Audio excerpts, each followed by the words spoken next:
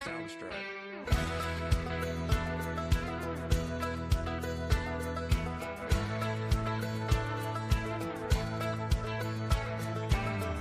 Soundstripe.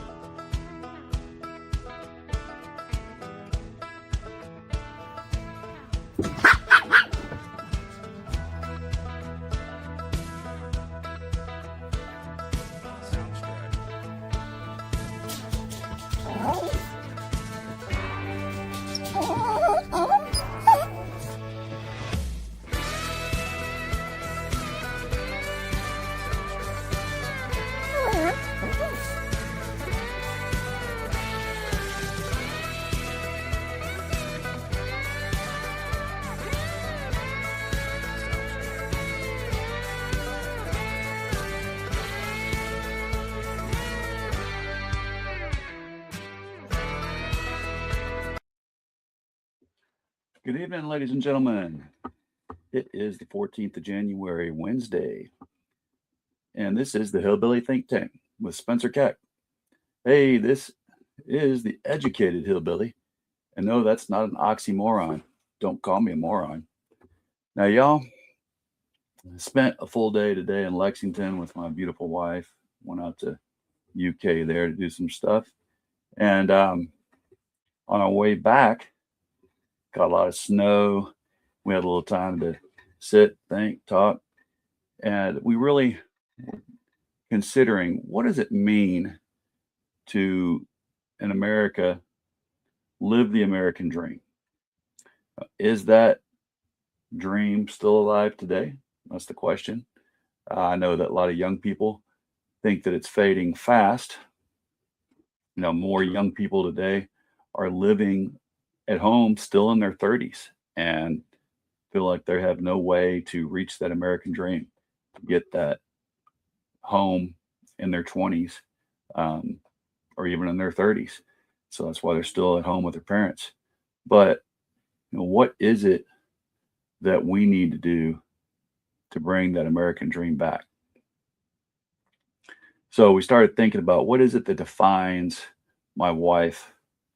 What is it that defines me when it comes to what's made us have just a modicum of success to say, hey, we're still maybe not at the top rung of that American dream, but we've seen it here and there have some success for us.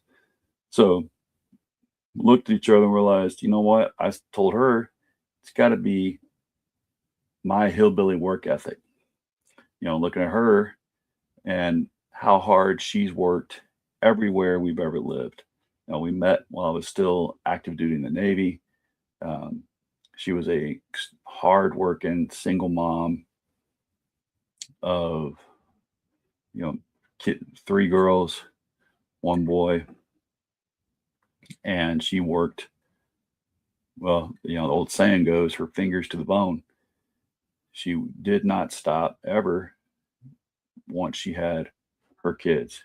That is the center of her life, and that work ethic that she has, I would call the Mexican American work ethic.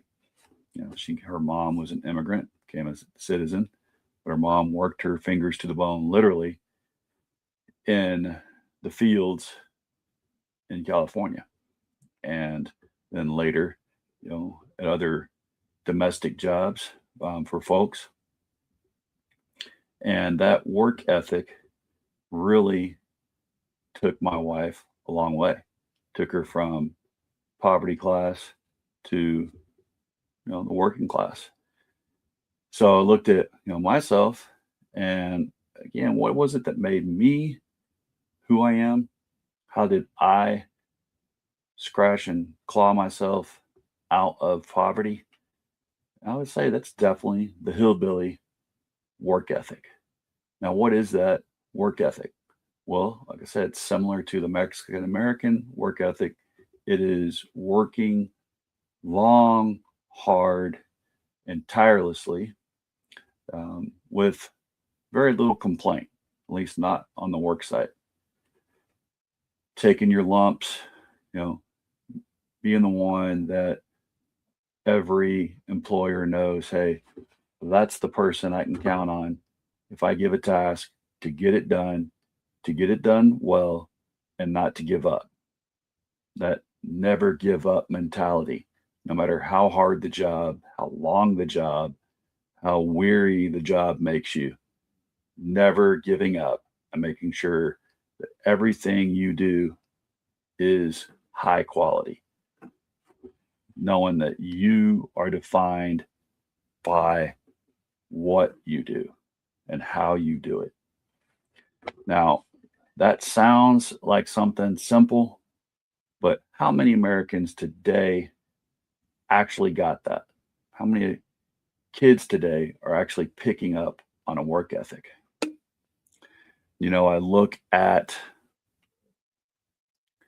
a lot of the kids in my classroom, and every day I'm trying to figure out what is it that I can do to make them realize that there is something to be said for not just coming to class, warming a seat, eating the food at breakfast and at lunch, and then going home and never engaging, never digging in, doing the hard work, learning the endurance of reading a text all the way through, searching for meaning, searching for skills in reading and writing, and critical thinking that you can use the rest of your life.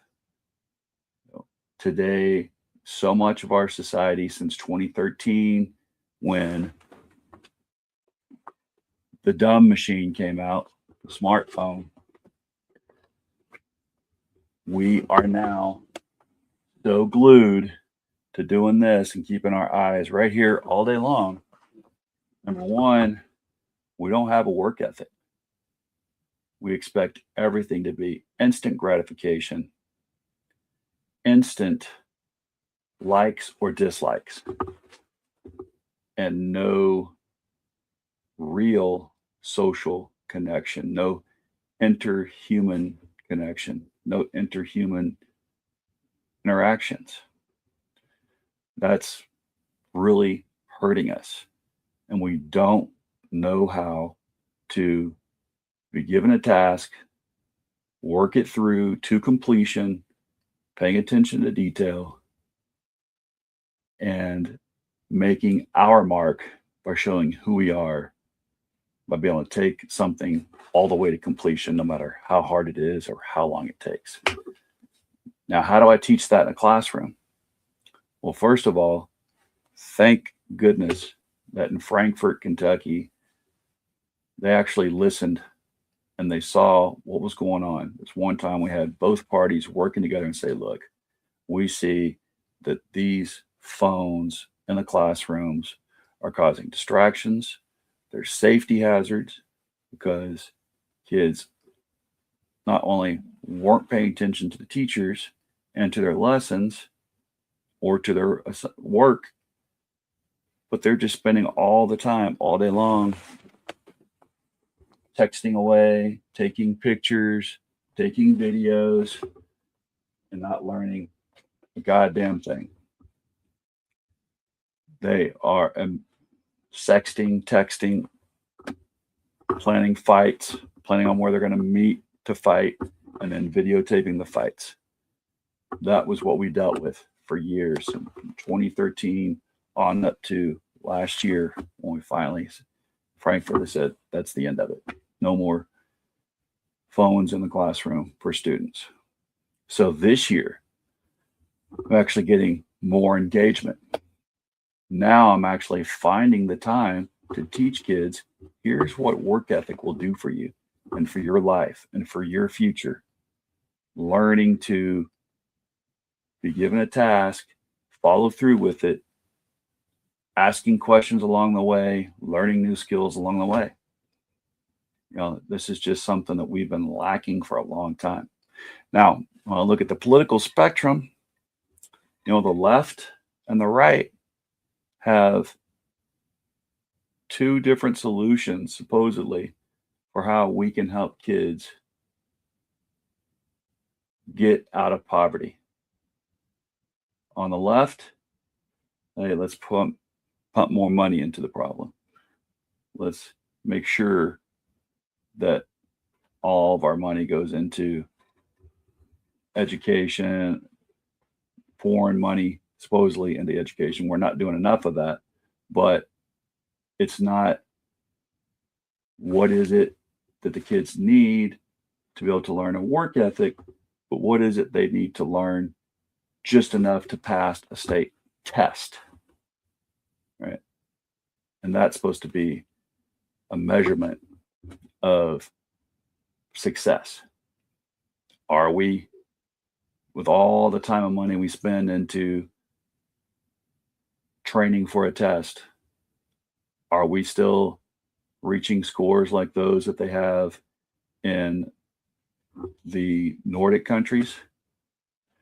Denmark, Sweden, Norway, Finland. I think Finland has some of the highest scores when it comes to reading, writing, arithmetic, just best scores on the planet. Next comes South Korea, Japan. I think China's even up there. But what is it then that we're doing wrong? And just teaching for a test. Are we really? Do we really have a standard work ethic that kids are learning? Are kids learning any value to work ethic? Or are they just learning value to be able to pass a test? That's a question to ask. The other side, the right wing, they want to say, hey, people are poor because they're lazy. And why do you want to put any money into lazy people? Well, yet there is something to be said for my hillbilly work ethic, for my wife's Mexican American work ethic, where that we'll work ourselves to the ground, come to home at night, fall into bed, and go to sleep immediately because you've worked yourself so hard through the whole day. And that's defined you. There's something to be said for that. But you also, if you don't have a community that has an opportunity for that work ethic to actually lift you up and out with a living wage, then what are your kids going to see? They see that you're working 2 or 3 hours a day and the kids never see parents at home. Are they going to know that the reason that they have their shoes and that the rent is paid and the heat is on is because their parents have a really, really good work ethic? Are they ever going to be home to show the kids what it means to work, to take a task all the way to completion? Are the kids going to have anything to emulate? No, we make the working poor work so hard, and yet their kids don't have anyone to emulate at home because both parents have to work 2 jobs at least to make ends barely meet in communities that don't have real opportunity for real growth if you have that hard work ethic. So blaming the poor and calling them lazy is not a solution. Now, telling folks that, oh yeah, all we got to do is pump taxpayers' money in the, to our favorite programs, and that's going to save them. That's not the whole answer either. We need programs to feed kids. Can't let them starve, or they cannot think of anything else but their hunger when they're in school, and they won't be able to learn something deep like a work ethic. But you also have to realize once you pump that money in, you have to be able to teach a work ethic. The kids have to be able to see that work ethic and that it means something and will take them somewhere. That it's not just, oh yeah, I'm going to be a TikToker or some influencer and immediately make money. Now, work and work ethic, knowing that you're going to be rewarded if you do a good task. That is what we need in our communities. We need to marry the idea that with investment in a community, with taxpayer money being invested in the community is expected to provide opportunities for kids to see a work ethic. Now, what do we do now? If there are kids whose parents just aren't there because they're working their tail off somewhere, how are these kids ever going to get that example to emulate? Well, we need to find more programs like Big Brother, Big Sister, programs where men that have the time because they're in the upper echelons of our society, the doctors, the lawyers, the nurses, they need to take time and go back and give to communities that don't have the opportunities.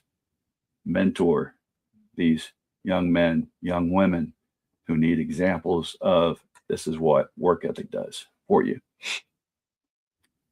So don't just call people lazy and not offer them a way to see what work ethic means and to see that there is a way out.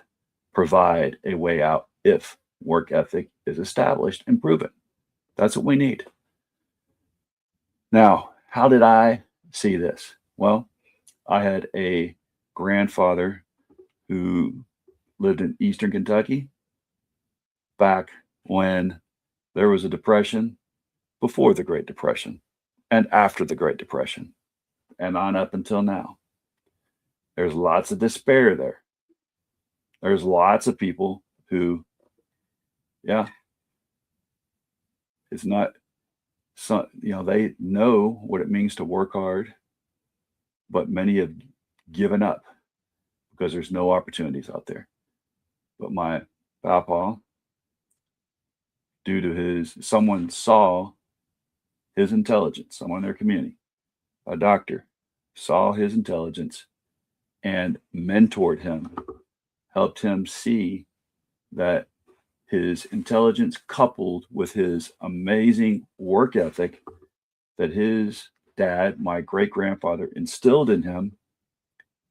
Someone showed Papa the way to leave the community for a while, go to college at Kentucky Wesleyan for pre-med, and then go to University of Louisville for medical school. And that changed our family forever. Papa took the hillbilly work ethic and applied it to himself. He was a workaholic, but his workaholic attitude and lifestyle was a hillbilly work ethic. He took that hard scrabble work ethic, learning to work as a hillbilly as a kid meant plowing a field with a horse, 20 acres, just him and his little brother, after cutting all the trees down in the holler to clear that field, clearing the stumps with a horse, and his brother using the crosscut saw, pickaxe, axe, knew what it was to plow that field, cut the trees up that they cleared so they had firewood for the whole winter, growing their own chickens, chopping their own wood, doing all kinds of chores, all kinds of work just to make ends meet and barely survive while still getting an education. Was able to take that work ethic all the way through med school, go back to Eastern Kentucky and work 10, 12, 14, 16-hour days, many times 7 days a week to take care of people in 4 counties, even 5 during the war times. And that work ethic is something that he tried his best to show his kids so that they could emulate it, so that my mom, my aunt, my uncle could have something to aspire to. Well, he inspired me. Once my mom, for some reason, went off the rails, took us into a life of poverty and despair. I at least had a few years before she remarried into that to see what it was that my papa could teach me when he was able to impart that work ethic into me. And that's what we're missing now. We need kids to know, hey, your community is going to invest in you, but you have to pay them back by learning the skills of a work ethic that take you up and out and beyond the poverty and the poverty class that you think you're stuck in, but you don't have to be. Y'all, how can we do that? Well, let's invest in our communities, but let's also require our community schools to teach work ethic, not just teaching kids to pass a state test to get the school grades that get them more money, while at the same time the kids don't learn work ethic. We have to reward them for their work ethic once they do earn it. All right, y'all, those are just my thoughts for today, and try to come back tomorrow with a few more. Remember, here in Kentucky, united we stand, divided we fall. We love our neighbors as ourselves because we don't want to be divided. We don't want to fall. We are brothers keepers. We are sisters keepers. God bless you, corazón.